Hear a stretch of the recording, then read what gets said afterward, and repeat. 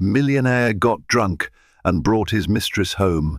Pregnant wife humiliated them with a single word. Ladies and gentlemen, gather around and prepare yourselves for a story that will take you through the entire spectrum of human emotions. In this tumultuous tale of love, betrayal, and redemption, a charming millionaire husband comes home in the dead of night, drunk, and with a young mistress on his arm, only to discover that his devoted wife is waiting. Little does he know, in mere moments, his world will be turned upside down by a single word uttered from her lips. Friends become enemies, secrets unravel, and destinies hang in the balance. Stay tuned, this is a drama you will never forget. Matthew Alcott was not born into wealth. On a brisk December morning in 1981, he entered the world in the small town of Glenhaven, somewhere in the American Midwest. His parents, Robert and Emily Alcott, ran a modest diner on the outskirts of town, serving up hearty breakfasts and friendly conversation to a loyal clientele. It was from these humble beginnings that Matthew learned both the value of hard work and the power of ambition. From a young age, Matthew had an uncanny ability to see opportunities where others saw obstacles. In middle school, he started a small business mowing lawns and raking leaves. By high school, he was repairing neighbors' computers for extra cash. His keen eye for business, bolstered by an indefatigable work ethic, propelled him to a top-tier university on scholarship. While his classmates spent weekends partying, Matthew found himself engrossed in marketing textbooks, enthralled by the potential of new business models in the digital age. It was during his sophomore year that he met Sarah Brown, a bright and empathetic psychology major who lived in the dorm room 2 floors below his. Initially, their interactions were limited to polite greetings in the hallway or awkwardly forced small talk at campus mixers. But one crisp autumn afternoon, they were both volunteering at a local community center, painting walls and cleaning the courtyard. The synergy of working side by side, combined with the shared satisfaction of helping others, sparked a deep admiration between them. Sarah was the exact opposite of Matthew in many ways. While he possessed an almost ruthless ambition, she believed in the importance of human connection and compassion above all else. At times, Matthew would get carried away with lofty dreams, discussing potential ventures that could net him millions.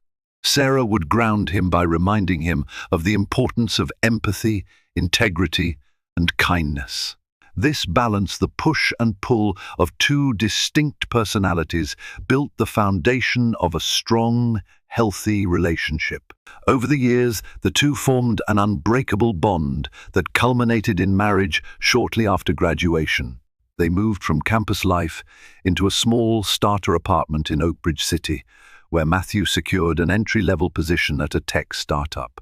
Sarah, meanwhile, worked at a non-profit organization that supported underprivileged families and mental health awareness programs. Their life was humble, their apartment cramped, yet their love felt infinite. Success came swiftly for Matthew.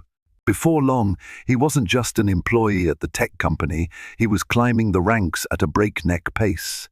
His savvy in business negotiations, a knack for sniffing out profitable niches, earned him the respect of mentors, the admiration of peers, and eventually the attention of venture capitalists. By his early 30s, Matthew Alcott had orchestrated a series of shrewd investments and business deals that catapulted him to millionaire status. His circle of friends expanded, as did his professional responsibilities, which became more demanding by the day. Sarah, ever the supportive wife, remained at his side throughout this meteoric rise. She was proud of him.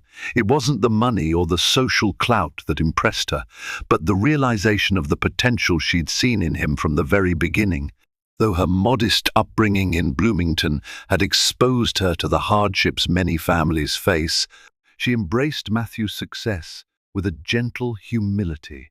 However, with greater affluence and influence came an undeniable shift. Matthew's schedules turned hectic, dinners became business meetings, and weekends filled up with charity galas and exclusive networking events. Their once intimate relationship began to face new pressures. Sarah, striving to keep their connection alive, arranged romantic getaways and quality time at home, but more often than not, Matthew was glued to his phone or whisked away on a last-minute business trip. Through it all, Sarah's faith in Matthew never wavered. He was her husband, her best friend, and the father of their unborn child, though, at this point, that was still her secret. She wanted to tell him that she was expecting, but the timing never seemed right. And so, in the Alcott household, a silent tension began brewing beneath the veneer of success, threatening to explode at any moment. As the months passed, the Alcott home transformed from a warm haven into little more than a pit stop for Matthew. Their new mansion in the upscale neighborhood of Silver Oak Heights was lavishly decorated with marble countertops, gleaming hardwood floors, and panoramic windows overlooking a beautifully manicured lawn. Yet for all its grandeur, the house often felt empty and cold. Sarah couldn't quite put her finger on when the distance truly began. Perhaps it started when Matthew first declined one of her carefully planned date nights, citing an important investors' conference call. Or maybe it was the time he flew to Tokyo for 2 weeks without giving her more than a day's notice. Each time, she would smile, nod, and say she understood. But inside, each small disappointment chipped away at her sense of togetherness. She was patient to a fault, always offering compassion where frustration would have been reasonable. From time to time, concerned friends and family asked Sarah if everything was all right. Her mother, Patricia Brown, especially worried about her daughter's emotional health. "He works so much these days," Patricia would say gently. "Have the two of you talked about spending more quality time together?" Sarah would shrug it off with a soft, reassuring smile, saying they were fine. She held tight to the belief that once his workload stabilized, they would regain their old rhythm. Then there was the matter of Sarah's own career. She had left the non-profit organization to focus on the philanthropic branch of Matthew's company. She immersed herself in charitable programs, building scholarship funds and community outreach initiatives. Although fulfilling, this new path was often overshadowed by her husband's growing celebrity in the business world. During galas, reporters flocked to him for interviews, leaving Sarah standing on the fringes. In those moments, she felt like a supporting character in a play that bore her husband's name in bright lights. Despite everything, Sarah still believed that she could rekindle the closeness they once shared. She tried talking to him during the few spare minutes they had together each morning, but he was in a perpetual rush. She tried scheduling couples therapy, but he cancelled the appointment twice. She tried surprising him at the office with a homemade lunch, only to be told by his assistant, Cheryl Moore, that he was in a high-level meeting and could not be disturbed. It was also around this time that Sarah began noticing subtle changes in Matthew's behavior. He spent a lot of time exchanging text messages or whispering into his phone. He seemed more guarded about his personal devices, swiftly turning screens away when she walked by. Although she had never been the suspicious type, she couldn't ignore the intuitive nudge suggesting something was amiss. One evening, a hint of the truth emerged at a charity auction at the Brighton Hotel. Sarah was mingling with attendees, promoting the company's new educational initiative. As she approached a group that included Matthew, a sleek brunette, in a shimmering black gown, seemed particularly close to him, laughing at his jokes, touching his arm, whispering in his ear. Her name, Sarah later learned, was Cynthia Henderson, a rising star in the real estate world. Sarah tried to brush off the sinking feeling in her stomach. She told herself that Cynthia was just another socialite or business contact. Yet something about the woman's demeanor, her effortless confidence, and the way Matthew's eyes lit up when speaking to her made Sarah uneasy. Even so, she had always trusted Matthew implicitly.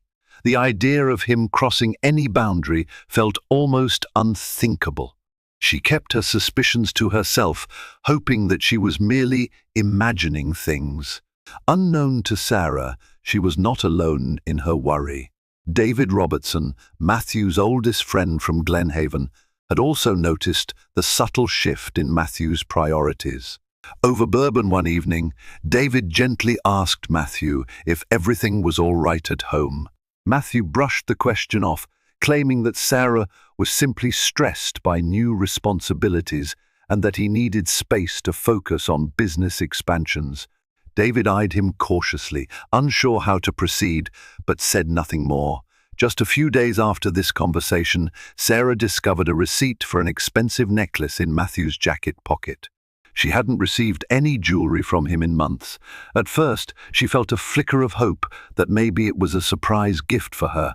But the doubt crept in swiftly, dark and insidious, sowing the first real seeds of mistrust in her heart. Yet even with mounting evidence, Sarah refused to confront Matthew outright. She told herself she needed more clarity, more certainty before making accusations. Besides, she was pregnant, though she still hadn't found the right moment to break the news. She reasoned that adding another layer of stress might worsen an already precarious situation. Little did she know how drastically her life was about to change when that final grain of suspicion tipped the scale. Matthew was no villain, at least not at his core. But he had begun to feel an insidious longing for something outside of his marriage, something thrilling, dangerous, and new. Despite the love he once felt for Sarah, the routine of their daily life had started to chafe him. He was used to adrenaline-pumping deals, high-stakes negotiations, and the ego-boosting admiration of business associates. Coming home to quiet dinners and subdued conversations about community projects felt anticlimactic. When Cynthia Henderson entered his life, the temptation was immediate, though he didn't recognize it as such at first. She was introduced to him at a networking event by Oliver Carmichael, an investment partner who was expanding into real estate. Cynthia exuded a kind of magnetic confidence. She was fiercely intelligent and knew how to command attention in a room. They talked mostly about real estate prospects and philanthropic ventures, discovering a shared interest in modern architecture and new development projects. What began as professional camaraderie soon escalated into late-night dinners under the guise of discussing business. Cynthia would sip her wine, leaning in ever so slightly, her perfume lingering in the air. Matthew found himself listening more intently to her opinions than he had to anyone else's in a long time. She was everything Sarah wasn't in the moment: bold, exciting, and unencumbered by domestic life. At first, he convinced himself that their relationship was purely platonic. After all, networking with influential people was part of his job.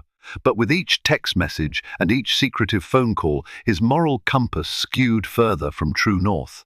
He found reasons to meet Cynthia in private settings, sometimes at her loft in the city, other times at exclusive lounges where they knew they wouldn't run into mutual acquaintances. The shift from emotional closeness to physical intimacy was quick. Fueled by Cynthia's allure and his own unchecked ego, Matthew crossed a line one evening at a business conference in San Francisco. A dinner meeting evolved into a lengthy conversation in Cynthia's suite, which culminated in a moment of lust that was impossible to take back. Yet, in the haze of the following morning, he felt less guilt than he expected. Instead, he felt an odd mixture of euphoria and power, certain he could maintain both his home life and this new excitement on the side. Cynthia was not naive. She knew Matthew was married, and she seemed to relish the intrigue. She often hinted at how privileged she felt to have one of the city's most influential men under her sway.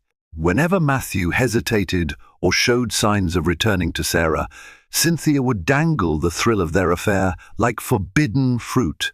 She was careful to flatter him at every turn, praising his business acumen, his ambition, and even the way he dressed.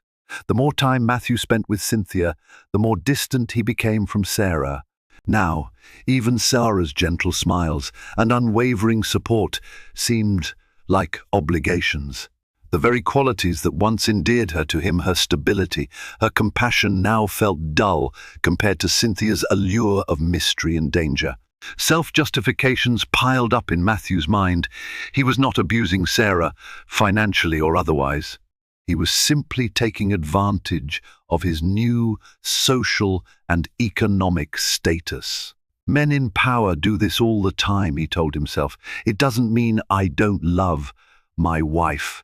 But in his quieter moments, the flicker of guilt turned into a firestorm of anxiety. He would recall Sarah's shining eyes on their wedding day, the unwavering trust she placed in him. Sometimes he'd see the old photo on the mantel, Sarah and him in their graduation gowns, beaming proudly. A pang of regret would course through him, but then the next message from Cynthia would arrive, inviting him to some exclusive property, unveiling, or a private dinner. And so the vicious cycle continued. In the midst of this, Sarah had no conclusive proof, but her suspicions were morphing into certainty. The carefully concealed receipts, the hushed phone calls, the intangible space in their bed at night, it all pointed to one conclusion. Yet she refrained from confrontation, more out of heartbreak than fear. She still carried within her a secret that could change everything. She was pregnant, and every moment she waited felt like an eternity. Little did Matthew know that his carefully balanced world would soon collapse. Success, secrecy, and seduction were an explosive combination, needing just the right spark to go up in flames. And that spark would come far sooner than he expected, igniting a night that would alter the course of all their lives forever. Cynthia Henderson was a name whispered in elite circles as a rising star in real estate, but her background was far more complicated than she let on. She hailed from a struggling family in Maple Grove, where finances were tight and ambition was the only way out. Cynthia had set her sights high from an early age. She worked 3 jobs through college, earning a degree in economics and building her network with relentless determination. When she met Matthew Alcott, she recognized something in him that mirrored her own drive, a hunger for success that was never fully satisfied. That shared intensity drew them together like magnets, but Cynthia's motivations went beyond mere passion or admiration. She saw in Matthew a gateway to the upper echelons of wealth and influence, a realm she'd only peered into from the outside. Their affair was more than a fling to her. It was an opportunity to secure her place among the city's elite. In her private moments, Cynthia might have felt a twinge of guilt. She knew Matthew was married, but those pangs were overshadowed by her desire for a life of luxury. She enjoyed the lavish gifts, the hushed dinners at Michelin-starred restaurants, and the bragging rights of being involved with one of Oakbridge City's business giants. Even if she didn't openly admit it, she saw Sarah as an obstacle, a relic from Matthew's simpler past that needed to be pushed aside. Away from Matthew, Cynthia confided in her closest friend, Lauren Bell, who knew every detail of the scandalous affair. Over cocktails in plush lounges, she'd describe how Matthew was putty in her hands, how he was so enraptured by her that he'd neglect to return home until late. Lauren cautioned her about overstepping boundaries. You don't want to destroy his marriage. That could backfire on you. Cynthia shrugged off the warning, feeling untouchable. She believed that once Matthew was fully in her grasp, he would prioritize her over everything else, including Sarah. Unbeknownst to either Matthew or Cynthia, the intricacies of their relationship were starting to come under scrutiny. Rumors circulated in the city's tight-knit business community. Whispers reached the ears of David Robertson, who was already uneasy about Matthew's behavior. David quietly confronted Cynthia at a real estate networking event, politely warning her not to manipulate his friend. Cynthia's response was icy. "He's a grown man, David. He makes his own decisions." David sensed the danger in Cynthia's words. He tried to talk to Matthew, urging him to come clean about whatever was happening, but Matthew dismissed him with a defensive anger that told David his suspicions were correct. Furious and worried, David decided the best course of action was to keep an eye on the situation and, if need be, involve Sarah before matters escalated beyond repair. Meanwhile, at the Alcott mansion, Sarah was living in a whirlwind of conflicting emotions. She had nearly broken down earlier that week when she tried to share her pregnancy news, only for Matthew to cut the conversation short with a rushed excuse about an urgent business call. The heartbreak was palpable. She spent more and more time alone in the spacious residence, her world suddenly feeling too large and too empty. Sarah's biggest fear was becoming an afterthought to her own husband. The sense of betrayal clung to her like a shadow she couldn't shake off. Still, her patience and love for Matthew hadn't completely eroded. She reminded herself of the man he used to be, the boy from Glenhaven who worked tirelessly at his parents' diner, the university student who once chased her around the library just to share a silly joke. She held on to these memories, hoping they weren't relics of a time forever lost. Every so often, Sarah sought solace by visiting Patricia Brown, her mother, who lived a short drive away in a cozy suburban house in Willow Creek. Over tea in the warm, sunlit living room, Sarah would carefully skirt around the full truth, but confide enough for her mother to sense that all was not well. Patricia would hold Sarah's hands and say, "You must have faith in yourself. You're stronger than you think." The comfort of her mother's words was a soothing balm, but it did little to quell the storm of anxiety raging within her. That storm raged even louder in Cynthia's mind, though fueled by a different ambition. She fantasized about replacing Sarah, taking her place not just by Matthew's side, but in the Alcott mansion too. She envisaged herself hosting opulent gatherings, flaunting her new role as the hostess of one of the most prominent homes in the city. But for all her plotting, Cynthia had yet to experience the full measure of Sarah's resolve. Sarah might have appeared gentle, even meek, but beneath her calm exterior lay a strength forged by loyalty, love, and a deep sense of self-worth. It was only a matter of time before the two women's paths converged in a confrontation that could not be avoided. And when that happened, even Cynthia's carefully orchestrated plans could be undone with a single word. Sarah's secret pregnancy began to weigh heavily on her conscience. She was already several weeks along, far enough that she had started feeling subtle changes in her body. Every morning brought a fresh wave of nausea, which she blamed on stress whenever Matthew was around. Her doctor, Dr. Melissa Carter, urged her to take it easy and maintain a healthy environment for the baby, cautioning that excessive emotional turmoil could be harmful. But how could Sarah relax when her life felt like it was teetering on the edge of a cliff? Each of Matthew's late-night arrivals roused her from restless sleep, only for him to offer half-baked excuses. He claimed an endless stream of urgent business negotiations or emergency client dinners. She wanted to believe him truly. She did, but her heart told her otherwise. One fateful afternoon, Sarah's phone buzzed. She glanced at the caller ID, David Robertson. Curiosity piqued. She picked up. David's tone was cautious yet firm. He confessed that something felt off about Matthew's recent conduct and that he suspected foul play.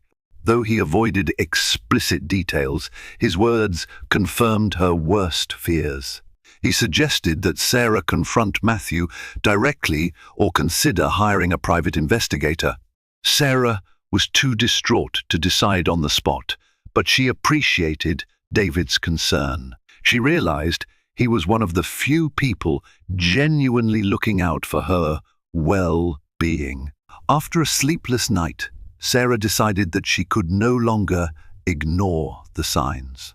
Although she wasn't ready to launch a direct confrontation, she resolved to unravel the truth. She began keeping a small notebook in which she jotted down oddities, suspicious text messages she glimpsed on Matthew's phone, unexplained credit card charges, and the nights he claimed to be working late. It was meticulous, heartbreaking work, like building a case against the man she loved, piece by painful piece. The more she uncovered, the clearer Cynthia's presence in Matthew's life became. She discovered a recurring charge for a private lounge called the Amber Room, a venue well known for its exclusive clientele and discreet atmosphere. Cross-referencing the dates of these charges with Matthew's absences, she saw a chilling alignment. She also found a receipt for flowers that had never appeared on their dining room table, and a cryptic text message on Matthew's phone, which she only glimpsed briefly, stating, "Can't wait to see you again." The sender's name was saved simply as CH. Each new clue felt like a physical blow. She experienced waves of anger, betrayal, and heartbreak so potent she sometimes had to steady herself against the wall just to catch her breath. Yet, amid it all, she felt a strange sense of focus. If Matthew had truly betrayed her, she needed to know for certain so she could decide how to proceed. Meanwhile, Matthew felt the tension thickening between them. Sarah's demeanor had shifted from gentle concern to guarded detachment. She wasn't asking as many questions, yet he sensed an undercurrent of suspicion whenever their eyes met. Guilt gnawed at him, but the pull of Cynthia's allure still overshadowed any inclination to come clean. One evening, Sarah mustered the courage to test Matthew directly. Over dinner, she casually mentioned she might accompany him on his next business trip. His reaction was immediate. A strained smile, a stammered excuse that it was all very technical and uninteresting, followed by an uneasy shift in his seat. She felt her heart sink. It was all but a confession. That night, as Matthew stood in the living room, quietly sipping whiskey and staring into the darkness beyond their lavish patio, he wondered how long he could maintain this facade. He knew a confrontation with Sarah was inevitable. Despite his bravado, he feared her capacity for grace, kindness, and even more so righteous anger. He also questioned if he had any shred of moral fiber left in him, or if the thirst for excitement had entirely consumed his better judgment. Sarah, for her part, retreated to the master bedroom and pressed a hand to her abdomen. Her baby, a new life. She longed to share the news with Matthew in a moment of unbridled joy. Instead, the father of her child seemed increasingly like a stranger to her. She wondered if the strong, principled man she fell in love with still existed behind the mask of ambition and temptation.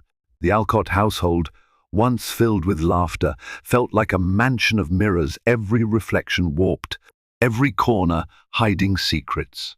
Each day brought them closer to the inevitable collapse, where the illusions would fall away and only raw truth would remain. And in that upcoming storm, Cynthia Henderson stood poised like a hawk in the distance, awaiting her chance to claim the spoils of the conflict she had helped create. The night began like many others. Matthew claimed he had a business dinner at an exclusive restaurant downtown, while Sarah feigned acceptance and retreated to her own routine. She knew better than to believe his story. An hour before his supposed meeting time, she drove past the Amber Room.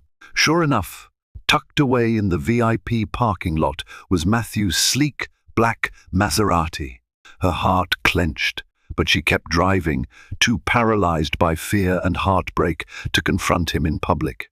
Hours later, well after midnight, Matthew stumbled through the front door of their mansion, except this time, he wasn't alone. Cynthia Henderson, wearing a tight red dress with stiletto heels, hung onto his arm. The smell of alcohol emanated from both of them, mingling with the faint perfume drifting off Cynthia's skin. Sarah, who had been sitting in the living room, shot upright from the couch. She stared at them, disbelieving. Despite all her suspicions, she had never imagined he would bring his mistress to their home. The raw disrespect made her stomach churn. Matthew's glassy eyes tried to focus on Sarah's face. He opened his mouth to speak, but the liquor stole his ability to form coherent sentences. Cynthia, on the other hand, seemed more than willing to speak. With a half smile, she drawled, "Oh, I didn't think you'd still be awake." Sarah felt a flash of hot rage surge through her chest.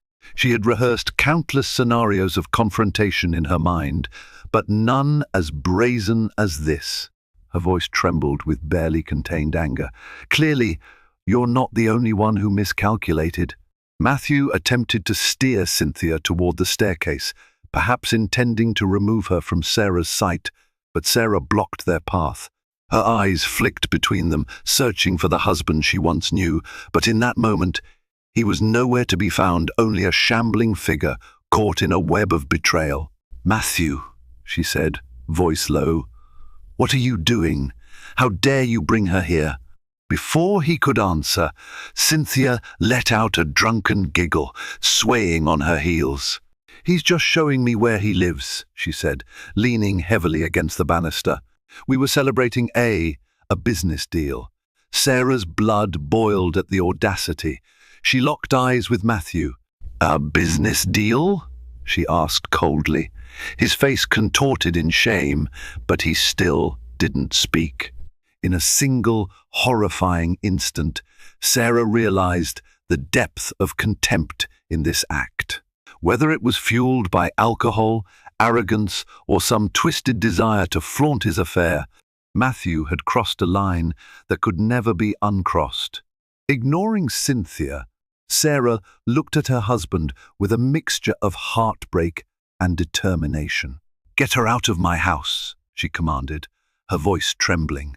"Right now." Matthew stammered something incoherent, then tried to guide Cynthia back to the door. But Cynthia resisted, drunk bravado fueling her. She turned to Sarah with a mocking smile. "If you really cared about him, you'd realize you two are done. He deserves someone who can keep up with him, not a wife stuck in domestic boredom." Sarah's hands clenched into fists. She felt a deep, protective instinct rising not just for herself, but for the life growing inside her. Still, she held back, refusing to stoop to Cynthia's level of petty insults. She simply repeated, "Get her out, Matthew." Eventually, Matthew managed to coax Cynthia back outside, though she shot a venomous parting glance at Sarah. The front door slammed behind them, leaving Sarah in stunned silence.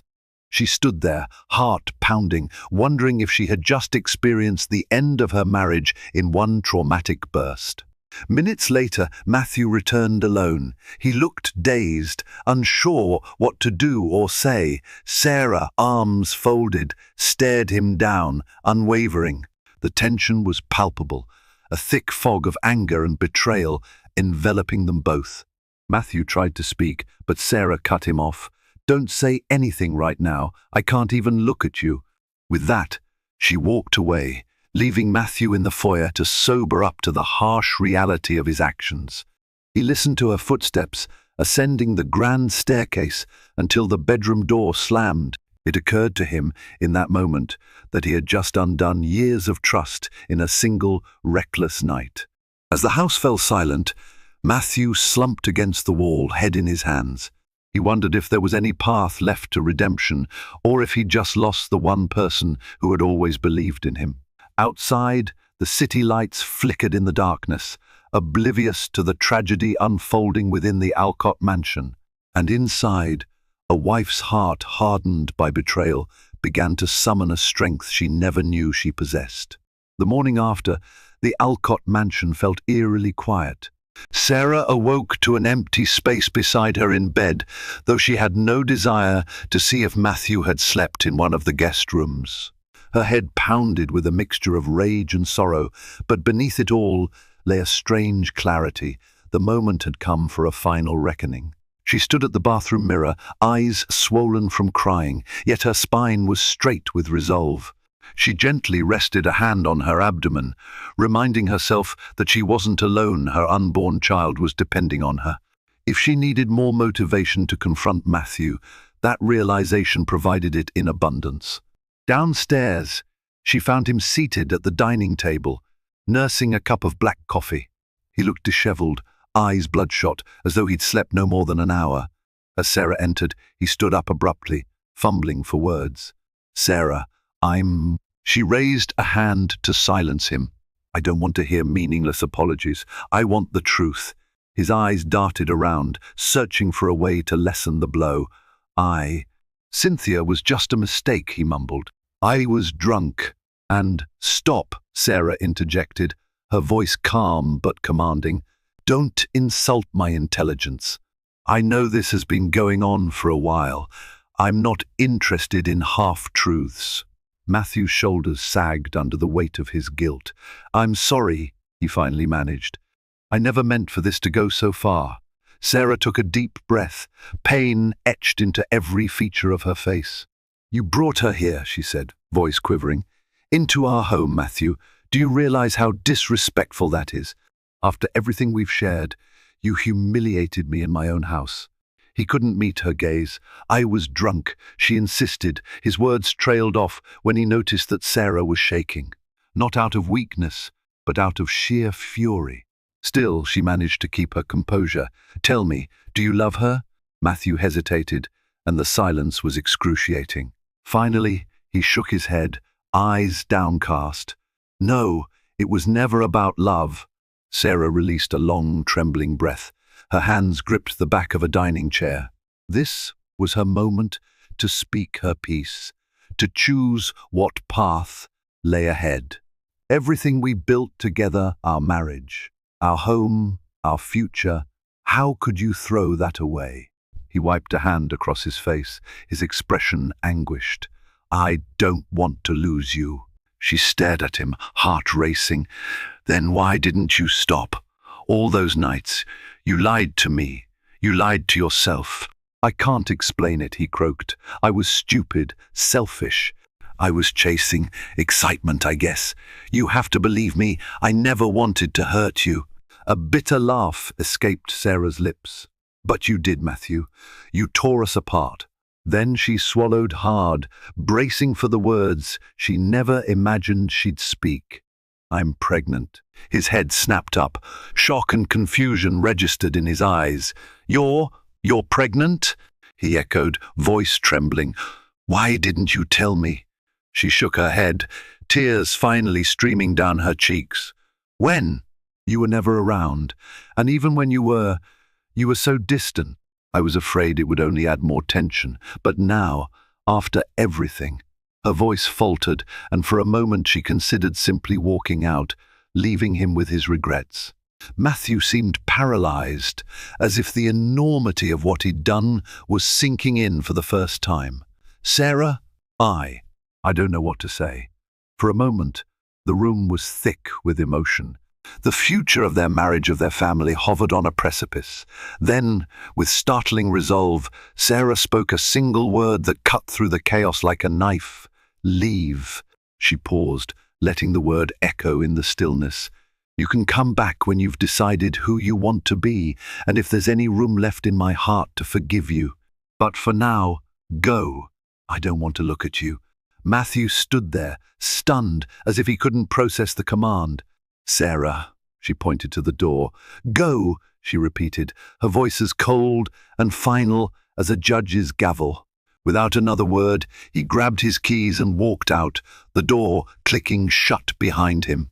The mansion fell silent once more, the weight of Sarah's single word still reverberating in the air. She slumped into a chair, sobbing quietly, clutching her abdomen. She had never felt so vulnerable, nor so powerful. For years she had fought to hold her marriage together, enduring heartbreak after heartbreak in the hope that Matthew would return to the man she once knew. But now, she realized, real love demanded respect, and sometimes the strongest act of love was standing up for oneself, even if it meant letting go. News of the Alcott marriage crisis spread quickly through the city's high society circles. By the end of the week, rumors swirled at country clubs, cocktail lounges, and boardrooms. Some whispered that Matthew had been locked out of the mansion indefinitely. Others claimed Sarah had served him divorce papers. Still others speculated that Cynthia Henderson was practically living in his penthouse suite at the Aurora Hotel. In truth, none of these rumors were entirely accurate yet. Matthew found himself temporarily crashing in one of his own corporate apartments, a sterile space on the 26th floor of a gleaming downtown skyscraper. Although it offered a panoramic view of the city, the silence within was stifling. He spent his nights nursing regrets and rehashing his mistakes, replaying the image of Sarah's tear-streaked face, commanding him to leave. Cynthia Henderson attempted to reach out multiple times, calling and texting him incessantly, but Matthew's responses grew terse and infrequent. The allure that had once drawn him to her had faded, replaced by an overwhelming sense of shame. He ignored her invitations to exclusive events and let her calls go to voicemail. Eventually, her frustration boiled over. One afternoon, she showed up unannounced at his corporate apartment, pounding on the door until he let her in. "What's going on, Matthew?" Cynthia demanded, pacing the living room like a caged tigress. "Are you just going to shut me out now that your wife caught on?" His shoulders slumped. "Things have changed, Cynthia." "I need time to think," she scoffed. "Think about what? You already made your choice when you left her house." He raked a hand through his hair. "No, she told me to leave. There's a difference." With a derisive laugh, Cynthia sank onto the sofa. "So what, you're going to beg her forgiveness now? She's already kicked you out, you might as well move on." Matthew looked away, wrestling with conflicting emotions. He recalled Sarah's trembling voice as she revealed her pregnancy, the shock and regret he felt at that moment. "You don't understand," he said softly. "I love her. I always did. And she's carrying my child." Cynthia's eyes narrowed, and a flicker of genuine hurt crossed her face. She had known on some level that Matthew was never truly hers, but hearing him confess it aloud stung. She stood abruptly, grabbing her purse. "Fine," she snapped. "If you decide you actually want me, you know where to find me, but I won't wait forever." Once the door slammed behind her, Matthew felt both relief and sorrow. He had lost almost everything in a few short weeks: his wife's trust, his unborn child's secure future, and even the misguided thrill he'd pursued. Alone in the sterile apartment, he wondered if redemption was possible or if he was destined to live with his regrets.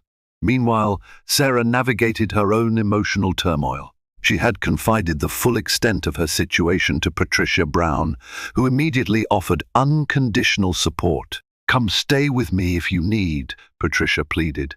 But Sarah decided to remain in the mansion, determined to claim the space for herself and the baby she carried. She spent her days re-centering her life, picking out potential nursery designs, scheduling appointments with Dr. Carter, and even resuming some philanthropic work through her contacts. Her nights, however, were haunted by memories of Matthew. She would wander through the quiet halls, recalling times they'd danced in the living room or cooked dinner together in the sparkling kitchen. Occasionally, she'd break down, collapsing onto a sofa or leaning against a wall as sobs racked her body. Yet, each morning, she found the resolve to keep going. David Robertson visited frequently, offering her both emotional support and practical help with Matthew's business dealings. "You should take a more active role in his company," David suggested. "You have the authority as his spouse and shareholder, and it might protect you financially if things go south." Sarah hesitated, not wanting to entangle herself further in Matthew's empire. But the safety net was tempting. If she was going to raise a child, possibly alone, she needed stability. Every so often Matthew tried calling, leaving voicemails that ranged from apologetic to desperate. Sarah listened to each one in full, tears burning her eyes, but she never called back. She understood that both of them needed time and space. Her single word, leave, had ripped the band-aid off a festering wound. Perhaps letting that wound air was the only way it could ever begin to heal. The city around them continued to buzz with gossip, oblivious to the depths of personal anguish each was experiencing. Cynthia, for her part, tried to maintain her professional momentum, although she couldn't escape questions about her involvement with Matthew. She avoided eye contact at networking events, mumbled half-hearted denials, and eventually withdrew from the social scene to escape the scandalous spotlight. Behind the scenes, the Alcott empire was weathering its own storm. Investors grew wary of the scandal's potential repercussions. Some withdrew from projects, while others reassured Matthew's executives that this was merely a personal matter. Yet the intangible loss of trust, strained relationships with key business partners loomed over every board meeting. For the first time in his life, Matthew found himself on the brink of both personal and professional collapse. Yet, in the midst of this chaos, a quiet resilience stirred within Sarah. She found a new kind of strength in adversity, an understanding that her worth was not solely tied to being a faithful, supportive wife. Yes, she was that, but she was also a woman who deserved respect. And soon enough, the moment would arrive when she and Matthew would have to face each other again, this time with the weight of their unborn child's future pressing down on every word, every decision, every breath. Weeks turned into a month. The scandal surrounding Matthew's marital collapse slowly receded from tabloid headlines, replaced by new stories and fresher gossip. But for those directly involved, the repercussions were far from over. Matthew poured his energy into stabilizing his company, working late into the night from his corporate apartment. He closed 2 major deals that had been in the pipeline, partly to demonstrate to investors that his personal issues wouldn't derail the business. Yet, whenever he had a moment of quiet, his thoughts inevitably drifted to Sarah and the child he had yet to truly acknowledge. He wrestled with guilt and a desire for redemption. Over many sleepless nights, he realized that Sarah wasn't merely an extension of his life, she was the core of it, the moral compass he had abandoned. The lust for excitement that once enthralled him now felt hollow, overshadowed by the loneliness of a cold apartment and the absence of her warm presence. One rainy afternoon, David Robertson stopped by. He wasted no time with pleasantries. "Matthew, you have to clean up your act and talk to her. She's doing better without you, if I'm being honest, but you owe her at least an honest conversation." Matthew clasped his hands together, studying the pattern of raindrops on the window. "I know," he sighed. "I just don't know what to say. Start with the truth. Apologize.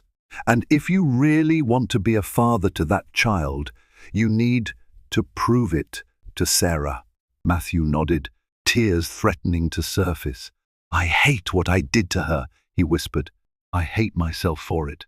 That same day, unbeknownst to Matthew, Cynthia quietly announced her departure from the real estate firm she'd been employed at. Rumor had it she was taking a sabbatical to focus on personal projects. In truth, she was fleeing from the fallout of her public indiscretions, which had cost her the trust of key clients. She never contacted Matthew again, though a single text buzzed on his phone late one night.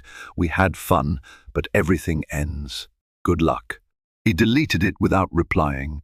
Meanwhile, Sarah found solace in her growing baby bump, which was now visible enough that she couldn't hide it even if she wanted to. With Patricia's support, she had transformed one of the mansion's spare rooms into a nursery-light yellow walls, soft pastel accents, and a rocking chair by the window. Though she dreaded the possibility of raising the child on her own, she also felt an undercurrent of excitement about the future. One evening, while sorting through baby clothes, she paused at the sight of a tiny pair of socks, realizing that the baby would one day take its first steps on these marble floors. Her eyes welled with tears, torn between heartbreak and hope. She wondered whether Matthew would be present for those milestone moments or whether she'd face them alone. As if in answer, her phone rang. The caller ID displayed Matthew's name. Her pulse quickened. She debated letting it go to voicemail, but a wave of empathy washed over her. She answered with a hesitant, "Hello." His voice was strained, but earnest. "Sarah, can we talk?" She was silent for what felt like an eternity. Finally, she said, "All right, tomorrow afternoon, here." When Matthew arrived at the mansion the next day, he was a different man, pale, anxious, and remorseful. He wore a simple suit, a far cry from his usual power-tailored attire. Sarah led him into the living room, where they sat opposite each other on couches that felt miles apart. He cleared his throat. "Sarah, I can't take back what I did, but I want to try to make amends, if you'll let me. I want to be here for you and our child." She took a moment to collect her thoughts, her gaze unwavering. "Why should I believe you?" He clasped his hands, looking down. "Because I can't live with myself if I don't try. I've cut off all contact with Cynthia. It's over. I've been talking to a therapist, trying to figure out why I..." His voice broke, and he looked up, eyes brimming with tears. "I don't expect forgiveness overnight.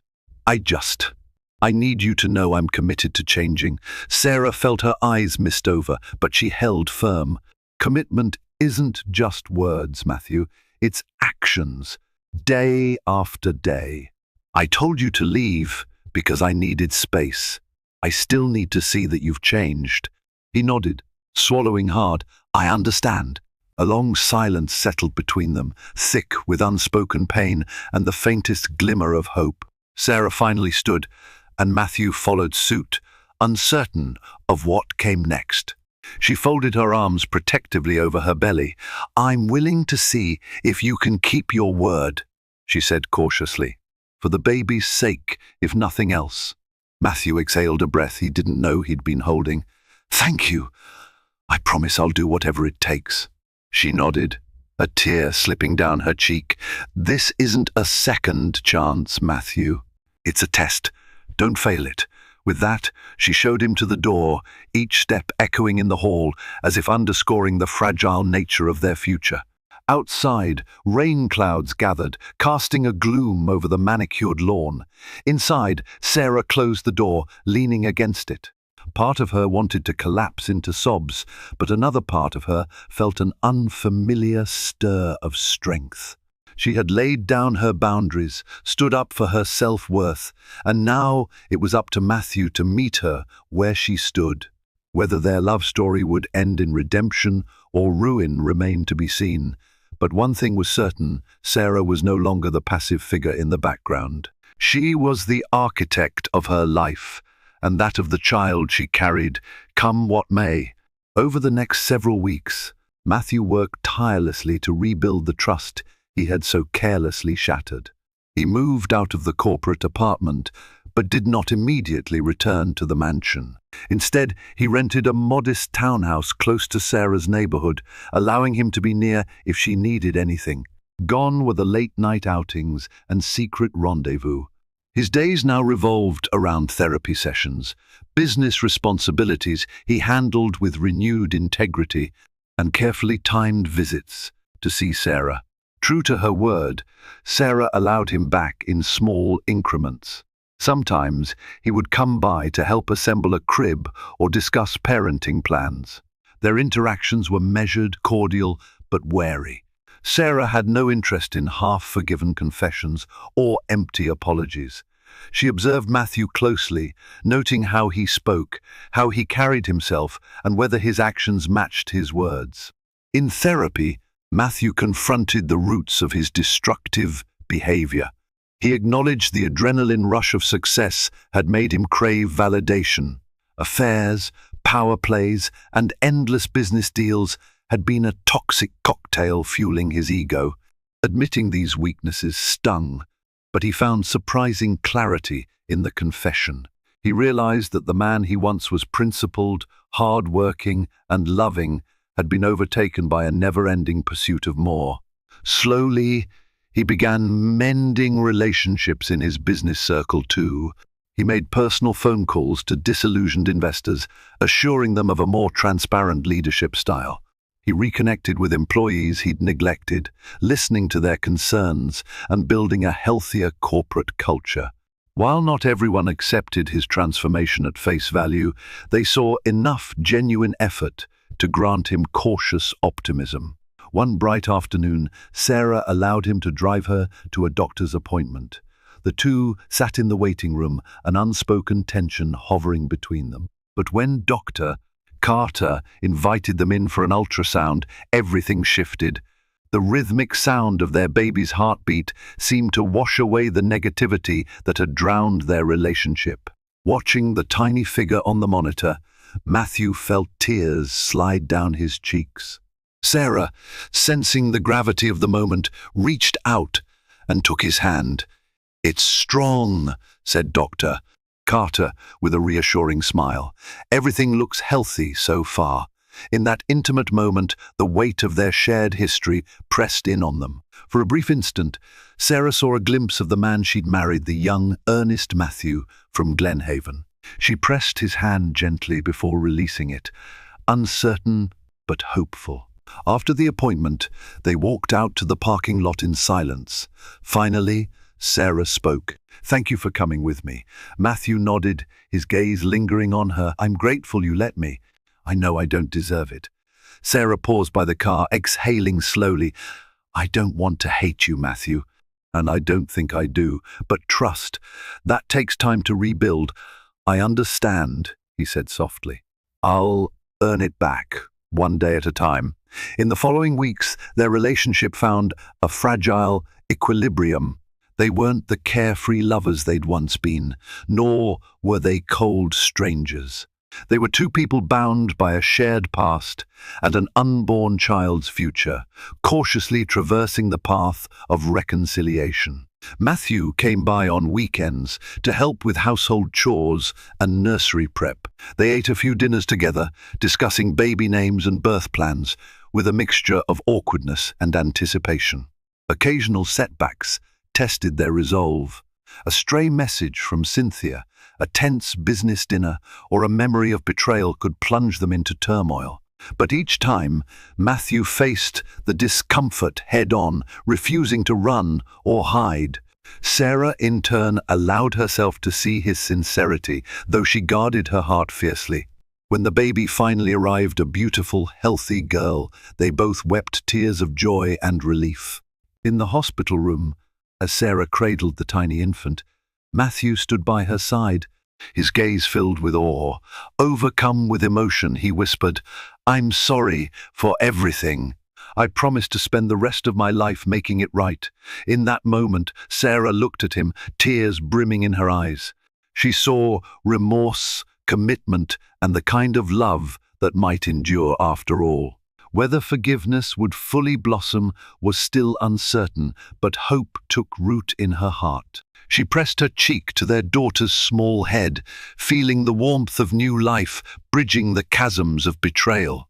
Days later, they brought the baby home to the Alcott mansion. It was a home that had once stood as a monument to success, but was now infused with a deeper meaning, a place of growth, redemption, and fragile unity.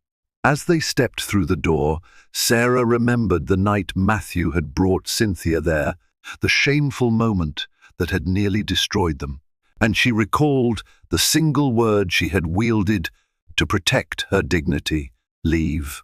Now, as she watched Matthew carry their daughter inside with tender care, she realized that sometimes letting someone go is the only way to truly bring them back. The future remained uncertain, but for the first time in months, she felt a genuine surge of optimism. Their story was far from perfect, but perhaps in its imperfection lay the seeds of a stronger, more authentic love. And so, dear viewers, our story comes to an end, or rather, to a new beginning. The Alcott Mansion, once a battleground of betrayal, has become a place where a wounded husband fights to redeem himself and a wife discovers the unbreakable power of her own self-worth. The true drama lies not in the fall from grace, but in the uncertain climb toward reconciliation. If this emotional roller coaster of heartbreak, hope, and hard-won forgiveness moved you, please show your support. Click like, share this story with friends who might need a reminder that even in the darkest of times there's a spark of light. And subscribe to this channel for more tales that dive deep into the human soul. Your engagement helps keep stories of resilience alive, and who knows, the next dramatic twist might be just a click away. Cheating millionaire husband asks his pregnant wife for money. Her fierce response shocks him. Lily's heart pounded as she clutched the ultrasound photo in her trembling hands. She had everything she'd ever hoped for: an exciting career, a beautiful home on the outskirts of Chicago, and a baby on the way with her charming millionaire husband, Jacob Barrington. Yet beneath the polished marble floors and gleaming chandeliers, secrets lurked in the shadows of their mansion. When Jacob's eyes started wandering and he set his sights on an enticing, reckless affair, Lily's world shattered. Little did he know the day would come when he, despite his immense wealth, would turn to her for money only to face a scorching betrayal unlike anything he'd ever imagined. The day Lily first met Jacob Barrington felt like a scene pulled straight from a romantic film. She was a junior public relations associate, fresh out of grad school, hustling through an event for Louis Vuitton at the Grand Chicago Auditorium. Her job was to ensure that VIP guests felt welcome and that the brand's new collection presentation went smoothly. She was young, optimistic, and carried a determination that radiated from her eyes. If she got nervous, she never showed it. Her posture, her composure, and her quiet confidence conveyed the sense of a woman ready to conquer any challenge placed in front of her. Jacob was there as a high-profile guest, a self-made millionaire known for his tech innovations and flamboyant lifestyle. He exuded a charm that put everyone around him at ease. He wasn't your typical socially awkward tech genius. Instead, he had the suave presence of a well-seasoned actor and the undeniable magnetism of a man who knew what he wanted. From the moment he stepped out of his sleek black limousine, paparazzi cameras flashed like strobes, capturing every angle of his impeccably tailored suit and gracious smile. Rumors floated in the event space. "That's Jacob Barrington," one woman whispered. "His company just landed a multi-million-dollar deal with a Silicon Valley giant." Lily heard these whispers but kept her head in her work. She greeted him politely, offered him a flute of champagne, and then proceeded to check in on other VIP guests. Just as she turned around to leave, Jacob gently tapped her shoulder. "Don't I get a little more time with the woman who's running this show?" he asked, giving her a grin that made her heart skip a beat. Lily smiled politely. Her mind raced. Had she neglected him in some way, or was he just being flirtatious? She tried to maintain professional composure. "I'm so sorry. If you need anything," she said, "I can certainly assist you." "How can I help?" Jacob laughed. "Help? You already have. Just by being here," he said, eyes shimmering. She couldn't help but feel her cheeks flush. People around them noticed Jacob's interest, but Lily, trying to keep it professional, thanked him and moved along. Little did she know that brief introduction would spark a romance that would change her life forever. The weeks that followed were a whirlwind of courtship. Jacob invited Lily to exclusive galas, candlelit dinners at the finest restaurants in the city, and even flew her to New York for an extravagant weekend. He showered her with tokens of affection, diamond bracelets, roses that filled entire rooms, and sweet handwritten notes declaring his admiration. Lily found herself swept away, but she also kept her feet on the ground. She valued simple joys like walking by the lakeside, sharing heartfelt conversations under star-speckled skies, and listening to Jacob talk about his dreams for the future. Those intimate moments painted him as more than just a multi-millionaire. He was a passionate visionary with a heart of gold, or so she believed. After a brief 6-month romance, Jacob proposed to Lily in front of the iconic Buckingham Fountain in Chicago, friends and family secretly watching from a distance. They celebrated the engagement with champagne and tears of joy. For Lily, it felt like she had reached the peak of a mountain, gazing out at a vast horizon of promise and hope. She didn't know that, beneath the promise, cracks in Jacob's foundation were forming. When they wed, Jacob moved Lily into his sprawling estate near Lake Michigan. The house was an architectural masterpiece: marble floors, handcrafted pillars, and an elegant glass walkway leading from the main foyer to a lavish garden. A team of staff attended to every detail, from landscaping the grounds to polishing the silverware. Everywhere Lily looked, she saw a reflection of the man she thought Jacob was: refined, meticulous, and generous. But as the months rolled by, hints of Jacob's pride and arrogance began to show. He demanded the best of everything: the best furniture, the best vehicles, the best wines. Initially, Lily thought he was simply accustomed to a life of luxury. After all, his businesses thrived. He could afford these indulgences. But there were small signs that he was spending far beyond what even his large fortune could comfortably handle. She noticed credit card statements strewn on his office table with astronomically high charges at 5-star resorts, high-end jewelry stores, and, oddly, private bars with questionable reputations. Whenever Lily tried to bring up the subject of finances, Jacob dismissed her concerns with a wave of his hand. "I know what I'm doing, Lily. Don't worry about it," he'd say, with a reassuring smile. "Besides, you know how to handle your own job. Let me handle mine." Lily decided to trust him. After all, he had built a tech empire from scratch. She had never been a materialistic woman and had little interest in managing or even following the labyrinth of business dealings that Jacob did. She assumed that beneath his arrogance lay knowledge and the ability to manage risk. Their married life continued, with Lily occasionally glimpsing that side of Jacob that made her wary. But as soon as fear crept into her heart, he'd turned back into the romantic suitor she'd fallen in love with, taking her out to dinner and dancing with her in the courtyard under the moonlight. Love, in her eyes, was about seeing the best in someone. She remained convinced that Jacob's flamboyance stemmed from his desire to give her the world. 18 months into their marriage, Lily discovered she was pregnant. When she saw those 2 lines on the home test kit, her heart raced with a blend of excitement and trepidation. She scrambled to wrap the test in a small gift box, tying a pink ribbon around it. She practiced in the mirror how she would announce it to Jacob. She imagined tears of joy in his eyes, a tender embrace, maybe a vow that they would raise this child in a loving home filled with warmth and devotion. That evening, she presented Jacob with the gift, expecting an over-the-top reaction. He opened the box, stared at the test in confusion for a moment, then grinned. "Are we?" he murmured. Lily nodded, smiling wide. "Yes, we're having a baby." He laughed loudly, scooped her into his arms, and spun her around in the expansive living room. For a while, it felt like she was floating on air, as if all the doubts that had sometimes gnawed at her had vanished in the glow of impending parenthood.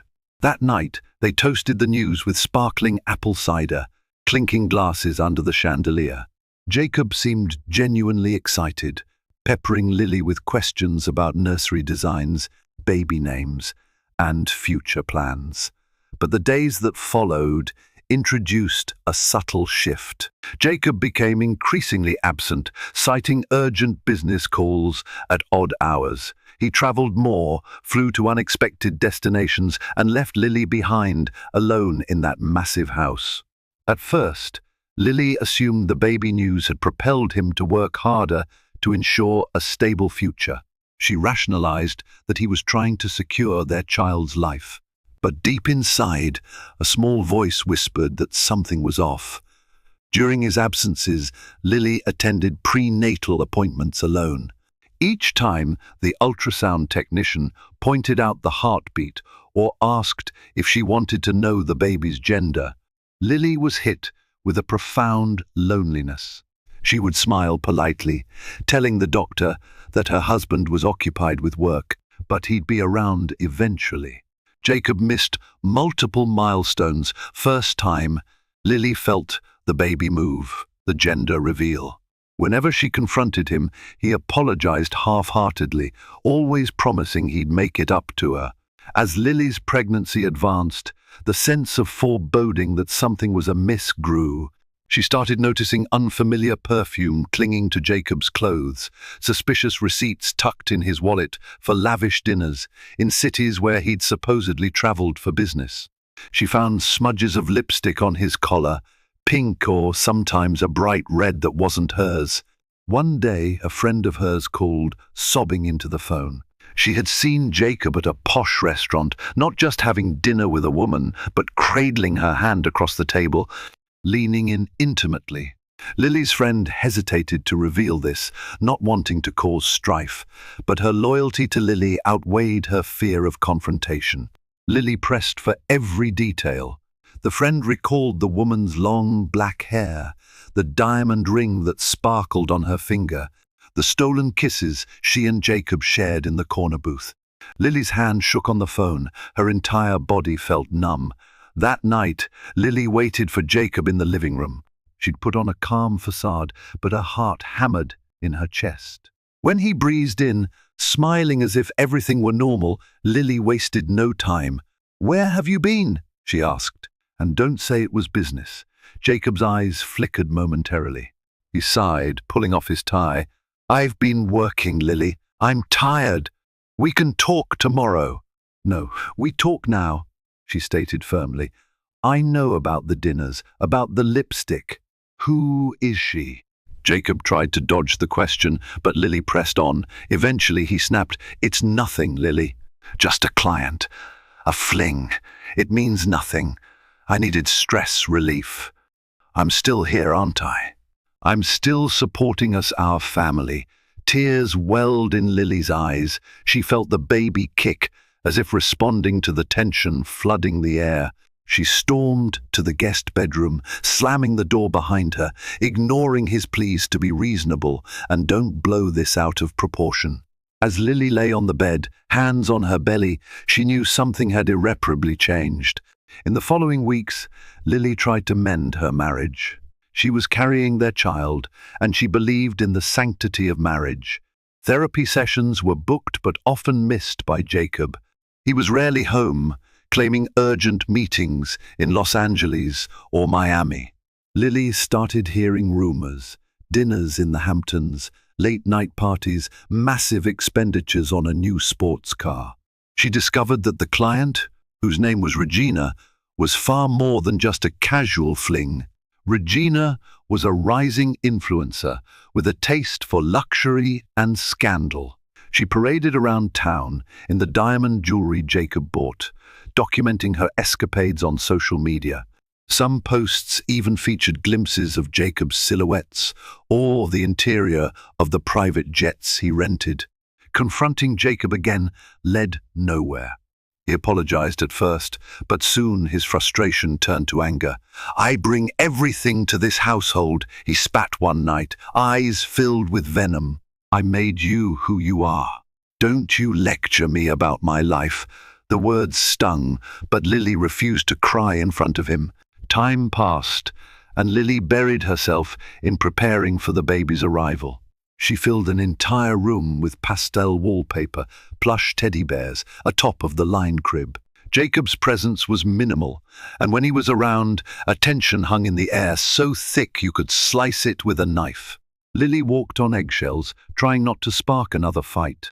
Her nights were sleepless as she felt more alone than ever. She wondered, should she leave? Should she stay for the baby? Jacob's empire began to show cracks.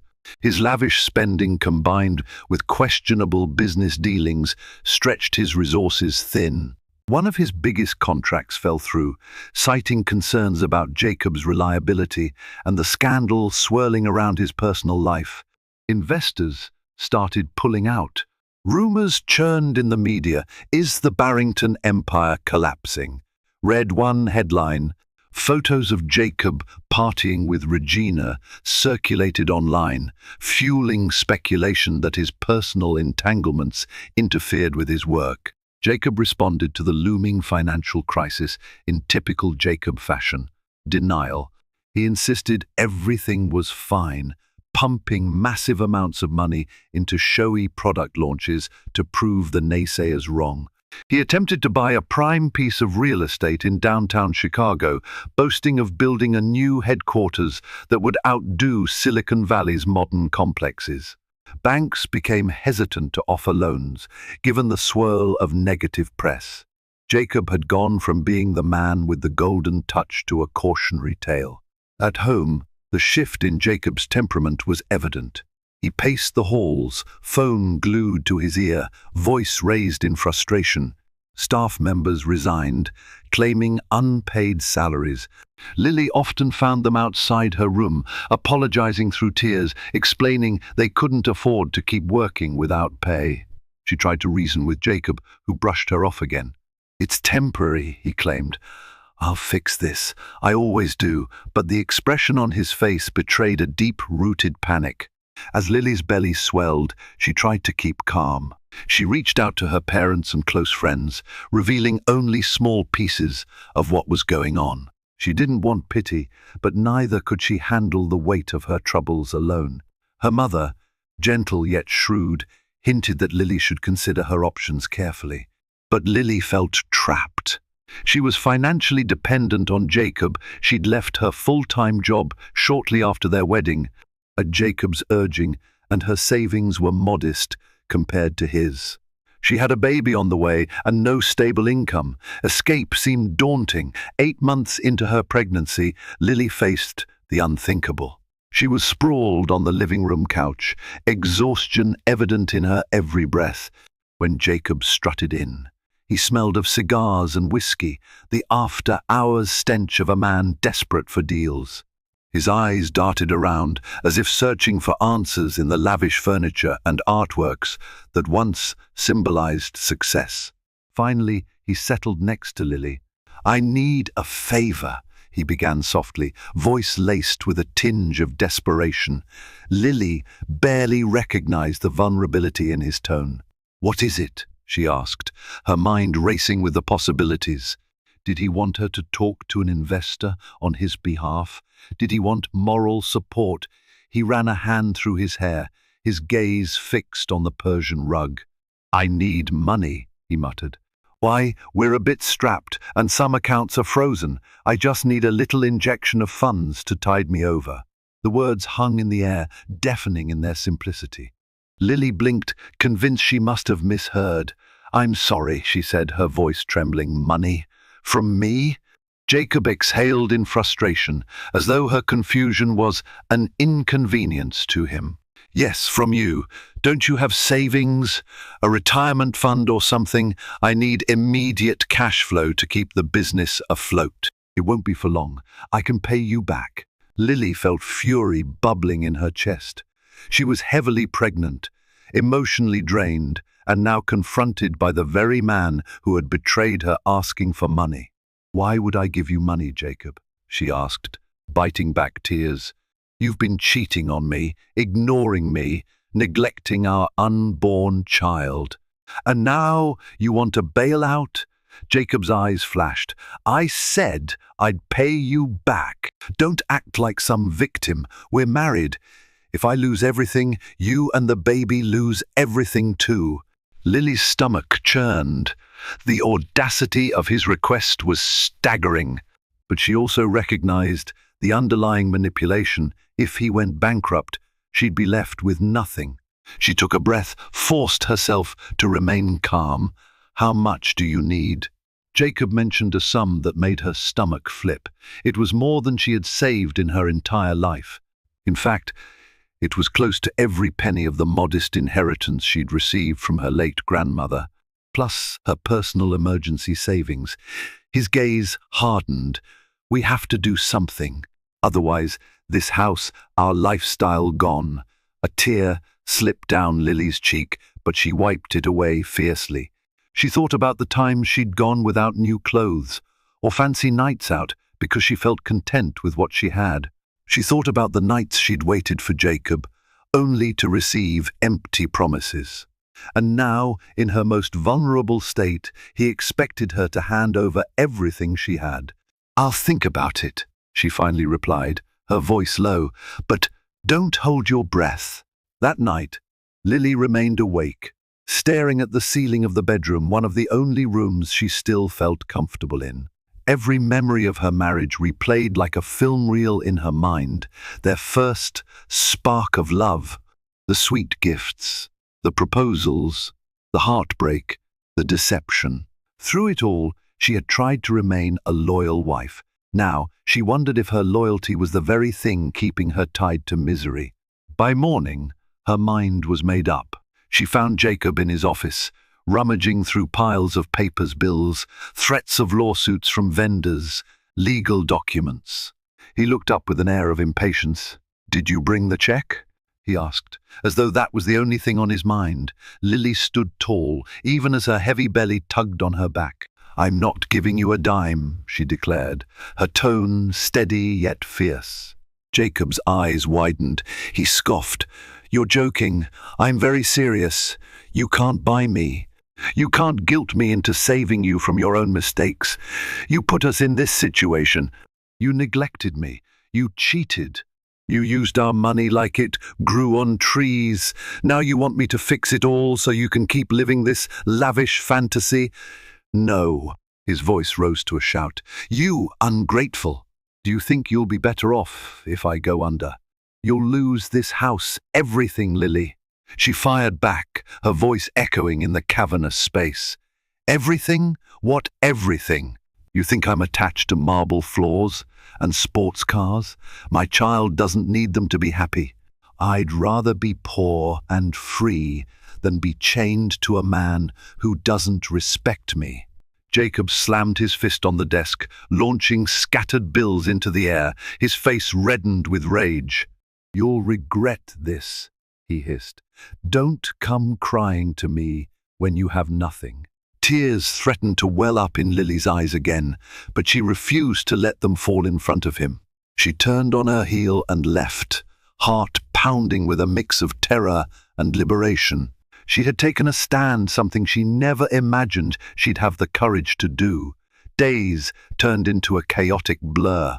The staff who remained walked on pins and needles. Lawyers and accountants shuffled in and out of the mansion, carrying grim expressions and heavy briefcases. Lily became a ghost in her own home. She kept mostly to her room, venturing out only to take walks through the garden or to see her obstetrician. The baby was due in less than a month, and the physical and emotional toll weighed heavily on her. Meanwhile, Jacob's downfall accelerated. His scandalous affair with Regina became public knowledge when paparazzi snapped explicit photographs of them at a high-end resort. The photos splashed across tabloids, accompanied by sensational headlines questioning Jacob's morality, his business acumen, and the precarious state of his finances. Major partners cut ties to avoid the PR nightmare. Share prices in Jacob's company nosedived, culminating in an emergency board meeting that unceremoniously removed him as CEO. He was left with a minority stake in a company he once ruled with an iron fist. Desperate and enraged, Jacob attempted to sell off assets to recoup funds. The mansion went on the market, but the negative press and the plunging real estate market forced the price to slump. Buyers offered sums far below its estimated worth. He liquidated expensive cars, art pieces, jewelry, anything to stave off the avalanche of debt. Regina, who had reveled in Jacob's wealth, distanced herself the moment she sensed trouble. She disappeared from social media in connection to him, quietly moving on to another wealthy opportunity. Jacob discovered he had burned nearly every bridge. Former friends who once flocked to his extravagant parties turned their backs, too afraid to be associated with a sinking ship. He was alone, humiliated, and cornered. Only then did he realize how deeply he had wronged Lily, and that her refusal to give him money was the only real reason he still had a shred of dignity left. Lily's due date arrived like a calm in the eye of the storm. Despite the chaos swirling around her, she found solace in preparing for the baby's arrival. She'd packed a hospital bag with the essentials, watched a multitude of prenatal classes online, and maintained her composure with the help of a few dear friends and her mother, who had flown in from out of state to be by her side. Early one morning, Lily felt the first contractions. Sharp pangs radiated through her abdomen, taking her breath away. She called out to whoever was left in the house. No one answered at first. Jacob was locked in his office, presumably on a desperate phone call. Summoning the last vestiges of her strength, Lily made her way to the office and forced the door open. Jacob glanced at her, phone still pressed to his ear. He saw the sweat on her forehead, the fear in her eyes, and instantly understood. "I have to call you back," he muttered into the receiver before dropping the phone on the desk. Rushing to Lily's side, he asked if she could walk, if she needed anything. He guided her to the car and sped to the hospital. What followed were excruciating hours of labor. Lily clutched the hospital bed rails, sweat pouring down her face. Yet amid the agony, she found strength in the knowledge that she was about to meet her child. When the baby boy finally arrived, wailing in indignation at this harsh new world, Lily sobbed with relief. She felt an indescribable rush of love. The nurse placed the baby in her arms, and Lily whispered sweet nothings to him, tears and sweat mixing on her exhausted face. Jacob stood by the bedside, tears pooling in his eyes. In that moment, a flash of his old self, caring, gentle, surfaced. He placed a trembling hand on the baby's tiny head and gazed at Lily with genuine warmth for the first time in months. But Lily, though moved by the magnitude of the birth, kept her guard up. She could not forget what he had done. For the first few days, Lily remained in the hospital, recovering. Jacob visited sporadically, sometimes holding the baby and mumbling apologies under his breath. Lily said little. She needed her energy for healing, and she had no interest in rehashing old arguments. Her mother, in the meantime, made discreet arrangements for Lily's future, searching for an affordable apartment in Chicago where Lily and the baby could move once she was discharged. As the hospital stay neared its end, Jacob approached Lily's bedside with an envelope in hand. His eyes were sunken, his once proud posture slumped. "I want to help," he murmured. "I know I've been a terrible husband, a fool, but I'm still this baby's father." Lily stared at him warily. She wondered if this was another trick or a shallow attempt at reconciliation. "What's in the envelope?" "An account," he replied softly. "With some money I managed to salvage from the estate after paying off the most pressing debts. It's not a fortune anymore, but it's something. You and the baby deserve at least that." She hesitated, memories of his betrayal flashing through her mind. But looking at her newborn, his tiny hands waving in the air, she realized that financial stability was necessary, at least for the child's immediate future. She took the envelope, saying nothing. Jacob swallowed hard. I'm sorry, Lily. Truly, I know I've lost your trust. I don't deserve forgiveness. But maybe I can be a better father." Lily's eyes moistened. She cradled the baby in her arms, uncertain of what the future held. "We'll see," she said simply, refusing to offer him false reassurance. A part of her believed that people could change, but she wasn't naive enough to ignore the damage he had done. 1 week later, Lily and the baby moved into a small but cozy apartment in the city. Her mother helped decorate the nursery corner, painting the walls a soothing shade of pale yellow. Sunlight streamed through the windows in the afternoons, offering a sense of warmth absent from the cold mansion that had once been her home. Jacob tried to stay involved. He showed up with baby supplies, apologized repeatedly, and attempted to bond with his newborn son, whom Lily had named Daniel. Yet Lily was firm. She refused to return to the mansion, which Jacob was still desperately trying to sell. She allowed him to visit under strict conditions and made it clear that she would no longer tolerate any form of manipulation or disrespect. In moments of introspection, Jacob realized how much he'd destroyed for the sake of image and pleasure. He had lost his position, his grand house was on the market, and the woman he once declared he'd cherish forever was done with him. For the first time in his life, he grasped the importance of humility. He found a modest condo for himself, started therapy, and embarked on a smaller-scale business consulting job. It was a steep fall from being a high-flying tech mogul to hustling for freelance gigs, but it was all he had left. And it might, just might, give him the chance to rebuild himself from the ashes if he truly decided to learn from his mistakes. During the months that followed, Jacob's world continued to spiral. Multiple lawsuits from creditors, pending tax audits from suspicious authorities, and the final blow, a scandal involving Regina's new lover, who accused Jacob of setting them up for blackmail. The revelations, posted on social media, painted Jacob as vengeful and manipulative. The negative publicity irreparably stained his reputation. Investors blacklisted him, ensuring he wouldn't easily find big financial backing in the foreseeable future. Adding insult to injury, Regina leaked private messages to the tabloids, showcasing Jacob's desperate pleas for her to give him one more chance, even while Lily was pregnant.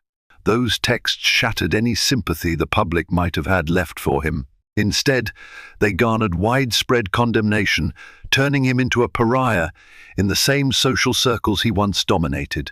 Jacob's phone went silent, no invites, no parties, no job offers from old acquaintances. Meanwhile, Lily kept busy with little Daniel. Her mother supported her, and her best friend found Lily a part-time role, handling PR for a local non-profit. Slowly but surely, Lily found her footing. Her days were long but fulfilling, centered on caring for her infant son and reclaiming the independence she had once surrendered to Jacob's promises of luxury. The hush that fell over the apartment at night was a stark contrast to the mansion's endless halls and staff. But Lily found solace in the silence, a space to breathe and reflect. She realized she no longer had to wait for a husband who never came home. She felt the weight of heartbreak lift from her shoulders, replaced by determination. 6 months after Daniel's birth, Lily watched her baby attempt his first clumsy crawls. Each inch forward was a tiny victory. She recorded the moment on her phone, narrating it in a gentle voice. Tears welled in her eyes, but they were tears of joy. She recalled how, not so long ago, she had envisioned raising her child in a gleaming mansion, showered with wealth and comfort.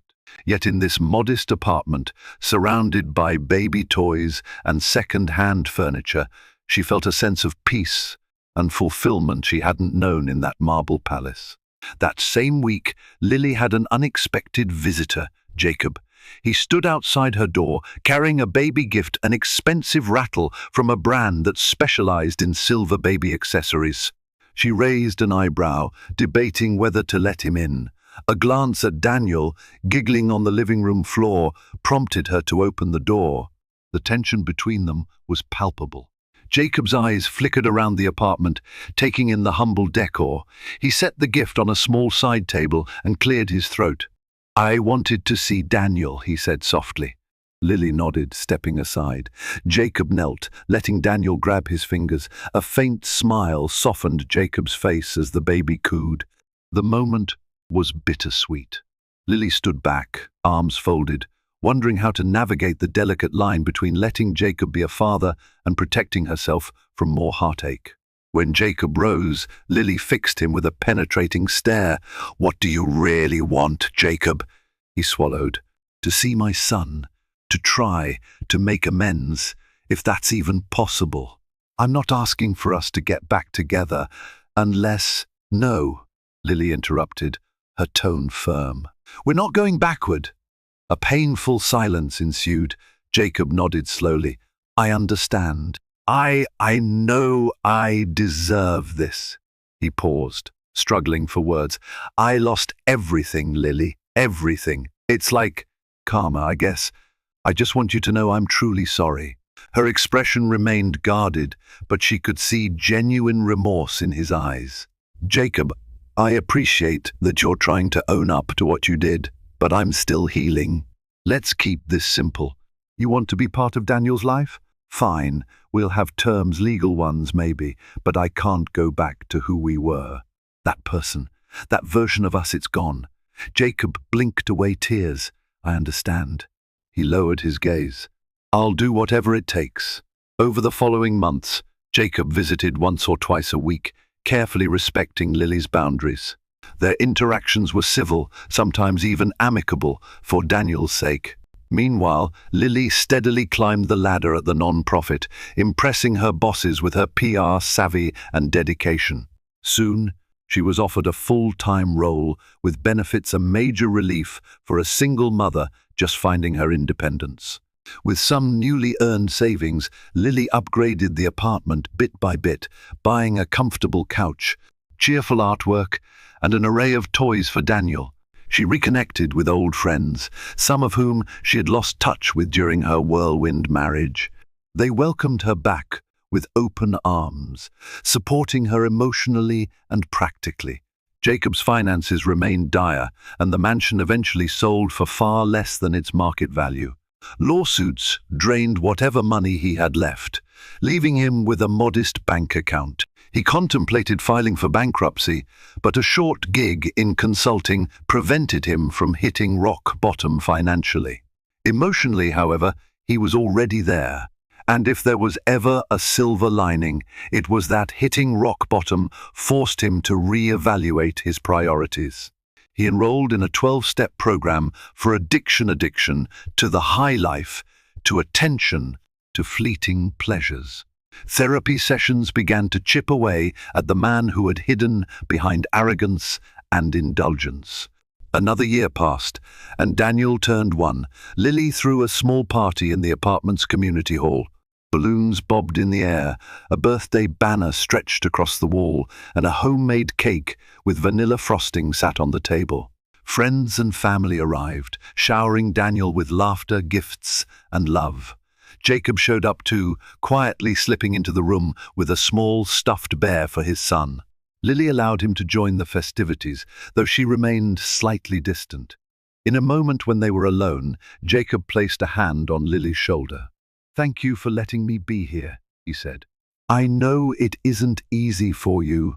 She studied him. He looked different, older, with slight bags under his eyes and a humility that she had never seen before. "I'll always let you be here for Daniel," she said quietly. "I don't want him to grow up without a father. But that's up to you, Jacob. You have to keep working on yourself." He nodded, tears glistening in his eyes. "I will, I promise." They rejoined the group, where Lily's mother was helping Daniel blow out the single candle. Daniel giggled as everyone clapped and cheered. The sound filled the small hall, reverberating against Lily's heart. This was her life now, simpler, not without challenges, but real and grounded. No illusions, no deceptions, just honest connections. Later that night, after all the guests had left and Daniel was asleep, Lily sat in the apartment surrounded by wrapping paper and leftover cake. She thought back to the moment when Jacob had demanded money, the rage and betrayal she'd felt. The memory still stung, but it no longer consumed her. In a way, Jacob had forced her to discover her own strength. She had refused to sacrifice her dignity, and in doing so, she had found herself. Time continued its steady march. Daniel became a bright, curious toddler. Lily rose through the ranks at her organization, eventually landing a managerial role. Her salary was comfortable, and she ensured that Daniel had all he needed: a good preschool, healthy meals, and lots of books and toys. Every so often, Lily caught herself reminiscing about the mansion, the swirling staircase, the glittering parties, realizing that wealth couldn't buy the peace she'd now found. She was far from rich, but she was secure in her ability to provide a stable home for her son. Jacob, meanwhile, managed to settle most of his debts through a slow, grinding process. He rented a modest apartment across town, focusing on self-improvement and building a more honest life. The tabloids no longer chased him, having moved on to the next scandal. He took each day as it came, slowly regaining his footing in the business world, one small project at a time, and every Sunday he showed up at Lily's door with a box of diapers or some baby items. They'd converse about Daniel's latest antics, how he loved watching cartoons or trying to feed himself with a spoon. Sometimes Jacob accompanied them to the park, chasing after Daniel as he learned to run. The arrangement was tenuous but functional. Lily made sure to keep emotional boundaries firmly in place. Jacob appeared grateful for any crumbs of trust she offered. 3 years after Daniel's birth, Lily received a call from a journalist wanting to interview her. The man explained that he was writing a piece on the meteoric rise and fall of Jacob Barrington. "You were his wife during his heyday," the journalist said, "and you left him at the peak of his downfall. I'd love your perspective." Lily hesitated, uncertain if she wanted to reopen old wounds. She politely declined. The journalist, however, was persistent, even offering a sum for her story. Lily hung up, repulsed by the idea of profiting from a painful chapter in her life. But the call unsettled her. It reminded her just how public and humiliating her ordeal had been. That evening, Jacob called, his voice strained. He'd received word that tabloids were rummaging through the ashes again. "I'm so sorry," he said. "I never meant for my mess to follow you around." Lily sighed. "It's done. I can't change the past. We just have to handle it with dignity." Jacob offered a small, sad laugh. "I wish I'd learned that lesson sooner." With the tabloids stirring up dust, Lily feared that the uneasy peace they had found might be threatened. But surprisingly, the media frenzy lasted only a few weeks before dissipating. Newer, juicier scandals replaced Jacob's old story. In the quiet aftermath, Lily found that she felt free, as if she no longer needed to guard the fortress of her heart quite so ferociously against ghosts of the past. One sunny afternoon, Jacob invited Lily and Daniel to a small barbecue at his new place. Lily, after some thought, agreed. She packed a bag of snacks and Daniel's favorite toys. Pulling up to the modest house, far from the grandeur of the mansion, she felt a strange sense of relief. No security gates, no prying paparazzi, just a normal front yard with a grill and a few fold-out chairs. Jacob greeted them with a smile, showing Daniel a little inflatable pool in the backyard. The boy squealed with excitement. Lily sat on a lawn chair, carefully observing Jacob. He seemed lighter, more at peace.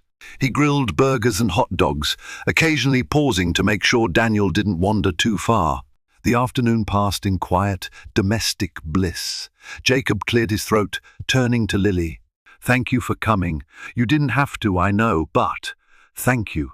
Lily nodded, sipping lemonade. "It's good for Daniel to see us together, in a healthy environment," she said. She paused, considering her next words carefully. "I'm proud of you, Jacob. You've changed a lot." Jacob's eyes glimmered with gratitude. "I'm trying every day. The life I used to live. It was toxic. I see that now." They chatted about Daniel's upcoming preschool enrollment and Lily's job. For the first time in a long while, they conversed without the tension of unspoken anger or hurt. When the sun dipped below the horizon, Lily gathered Daniel's toys. Jacob walked them to the car. Before she got in, he held out his hand. "I know things can't go back to the way they were," he said quietly, "but I hope we can keep moving forward, whatever that looks like." Lily studied his face for a moment. The flickering street lamp above them revealed a sincerity she hadn't seen in years. "We can," she said, and offered a small smile, "for Daniel's sake and for ours, in our own way." In the days, weeks, and eventually the years that followed, Lily and Jacob discovered the delicate balancing act of living separate lives while still weaving moments of unity for Daniel's sake. Their cooperative relationship as co-parents didn't form overnight. It was a slow, sometimes painful process that demanded patience and boundaries from both sides. At first, they kept communication strictly to essential updates, medical checkups, school visits, childcare routines, but gradually, some of the unspoken tension lessened.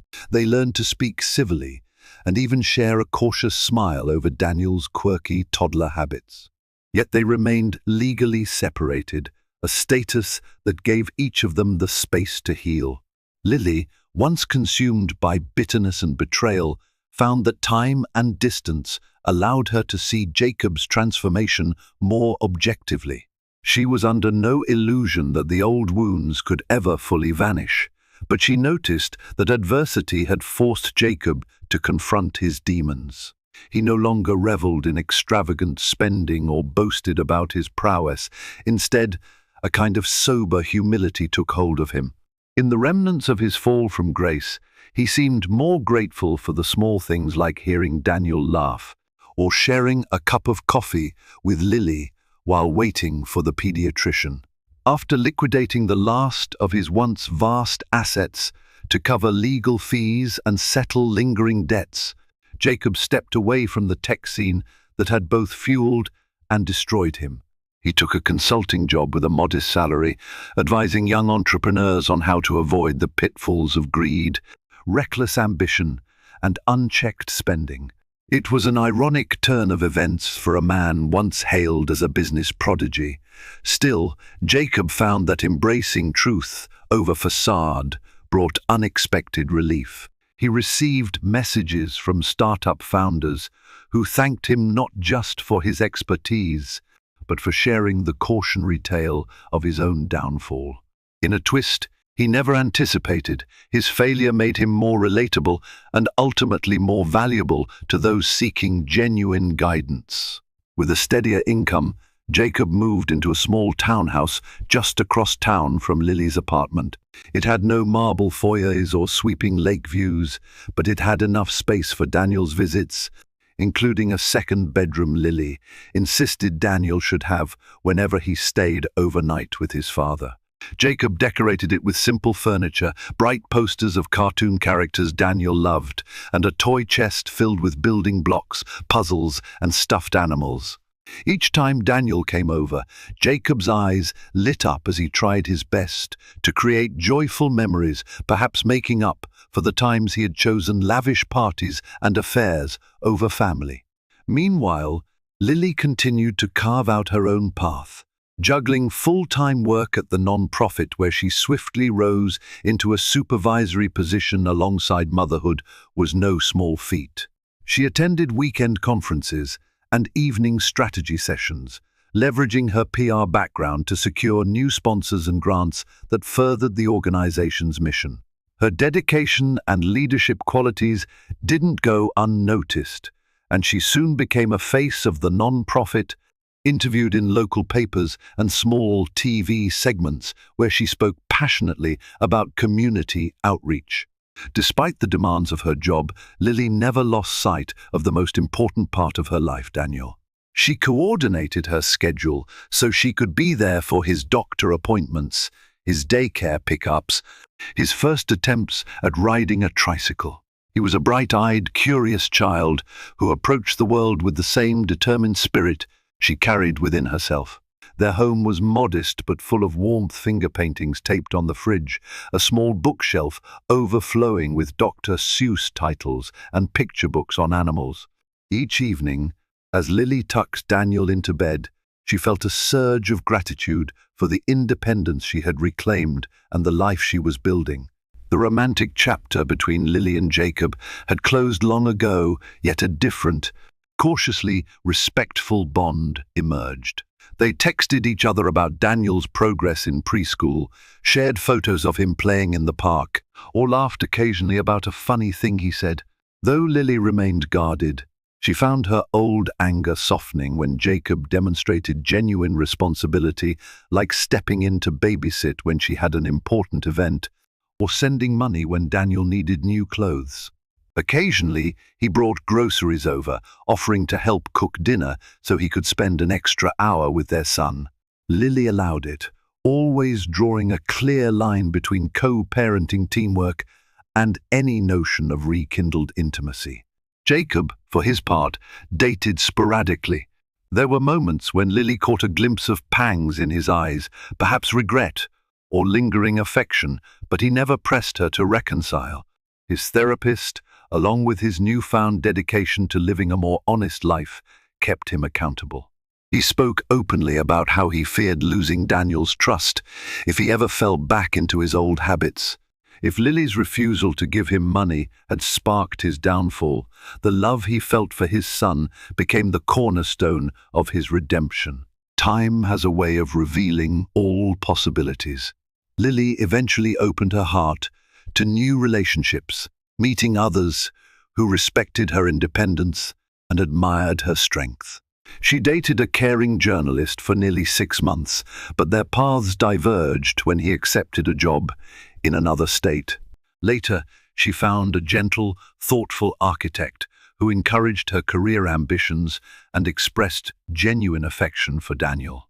While Lily refused to rush into anything, she learned that love could be built on a foundation of respect, companionship, and openness, quite different from the whirlwind romance she once experienced with Jacob.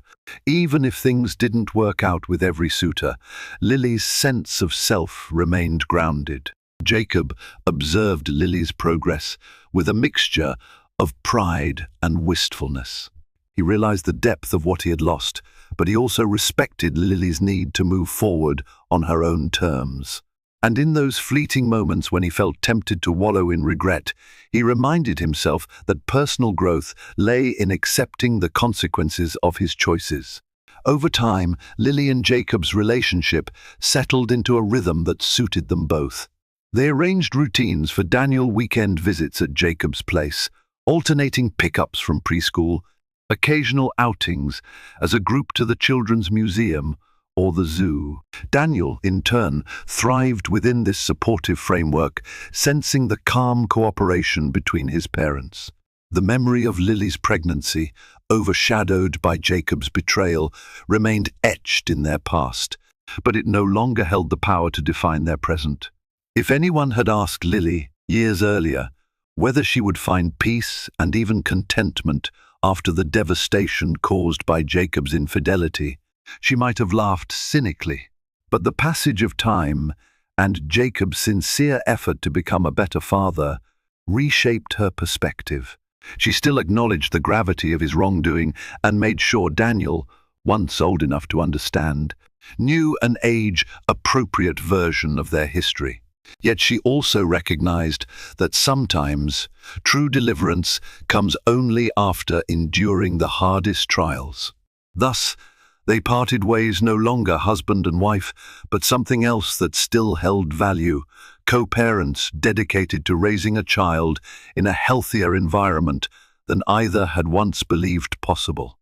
Jacob would never regain the staggering fortune he'd once wielded, nor the blind adoration he had so craved.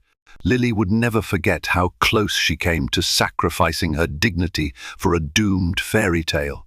But in accepting these truths, both gained the freedom to chart new paths, ones built on cautious optimism, humility, and above all, unconditional love for the young boy who bound them together in a way no amount of money or betrayal could sever.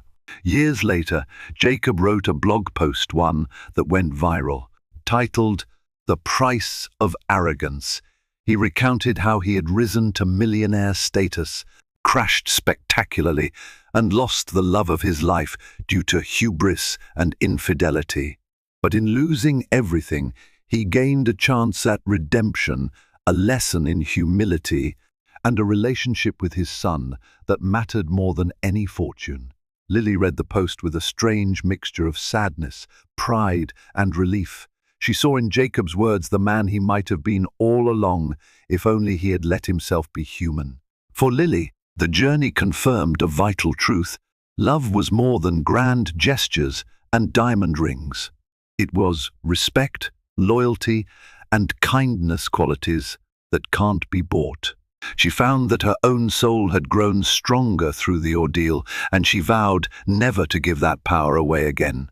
Standing in her cozy living room, Lily watched Daniel, now an energetic child, running around with an action figure in hand. She felt gratitude that she had chosen dignity over wealth, self-respect over surrender, and a genuine life instead of a fairy tale built on lies. Jacob's karma had come full circle, hitting him hard, forcing him to face the consequences of his actions. Yet, in the debris of his once lavish life, he had discovered something more precious than any gilded mansion or private jet: the chance to atone, to rebuild, and to be a father worthy of Daniel's adoration. And so, life moved on. Lily recorded these memories in a journal, keeping them safe for Daniel to read one day, should he want to know how his parents found the strength to break free from a toxic cycle. The unstoppable tide of time eventually smoothed over the sharp edges of heartbreak and betrayal, leaving behind lessons, new beginnings, and the unbreakable bond of family, even if that family looked different than Lily once dreamed. Lily's decision to stand firm changed her life forever. In refusing Jacob's manipulative demand for money, she uncovered a reservoir of inner strength that shaped her family's future in ways she never could have imagined. Although their marriage was beyond repair, Lily forged a new path, one founded on respect and independence, all while co-parenting Daniel with a healthier perspective. Meanwhile, Jacob confronted his own demons, realizing that wealth and grandeur could never replace genuine love or moral responsibility. Their story reminds us that sometimes the hardest decisions turn out to be the most liberating, and that true wealth comes from integrity and authentic relationships. If you've found inspiration, heartbreak, or a sense of hope in this story, don't forget to like, share, and subscribe to our channel. Your support helps us bring more real-life dramas and their powerful lessons right to your screen.